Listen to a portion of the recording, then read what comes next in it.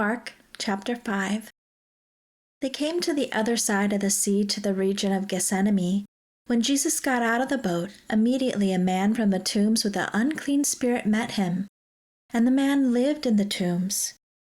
And no one could bind him any more, not even with chains.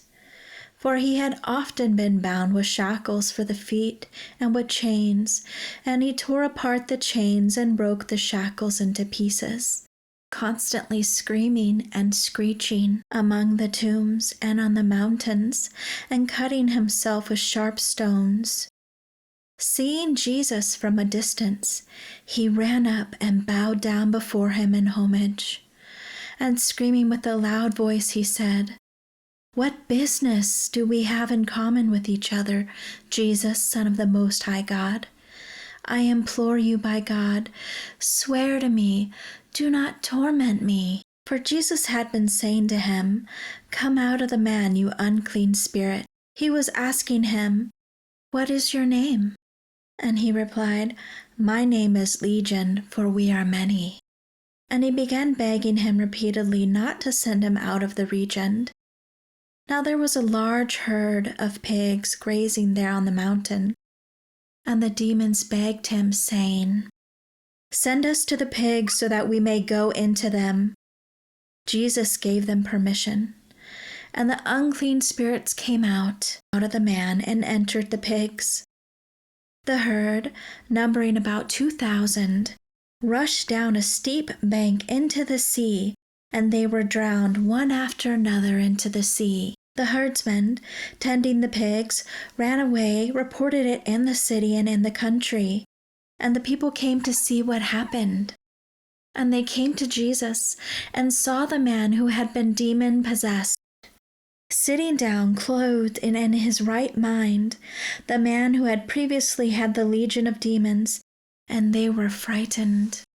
Those who had seen it described it in detail to the people what happened to the demon-possessed man, and told them all about the pigs. So the people began to beg Jesus to leave their region.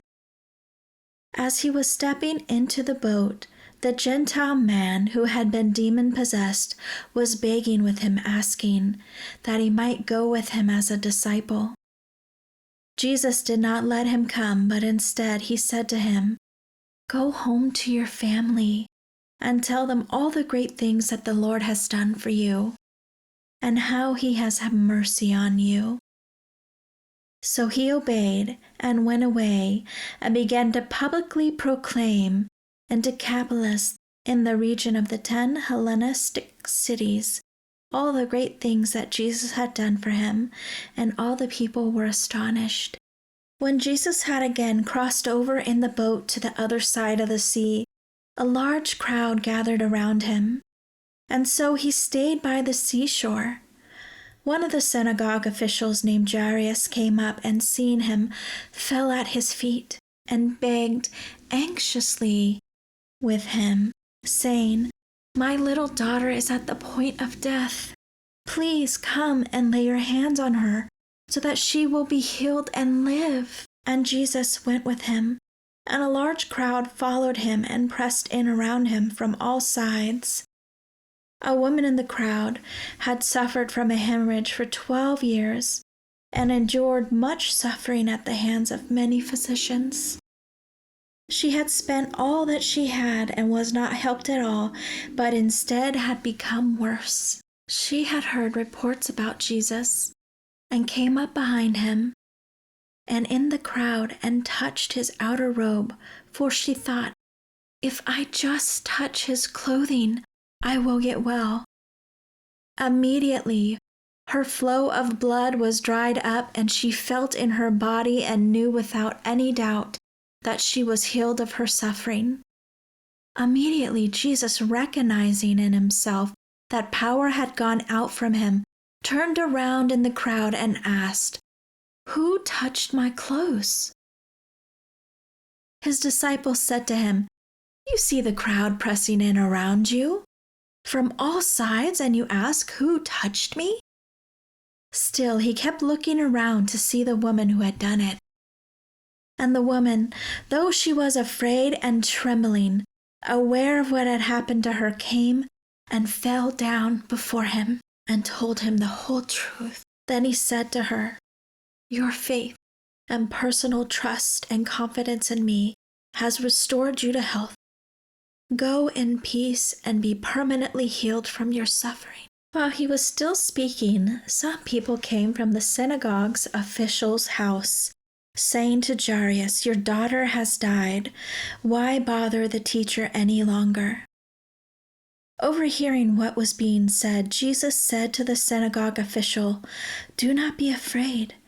Only keep on believing in me and my power."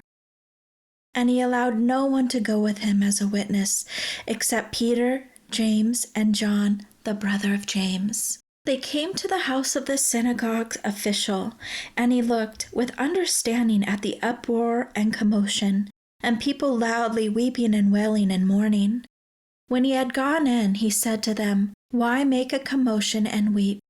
The child has not died, but is sleeping." They began laughing scornfully at him, because they knew the child was dead. But he made them all go outside and took along the child's father and mother and his own 3 companions and entered the room where the child was. Taking the child's hand, he said tenderly from her, "Talitha koum," which is translated from Aramaic means, "Little girl, I say to you, get up." The little girl immediately got up and began to walk, for she was 12 years old, and immediately those who witnessed the girl's resurrection were overcome with great wonder and utter amazement. He gave strict orders that no one should know about this, and he told them to give her something to eat.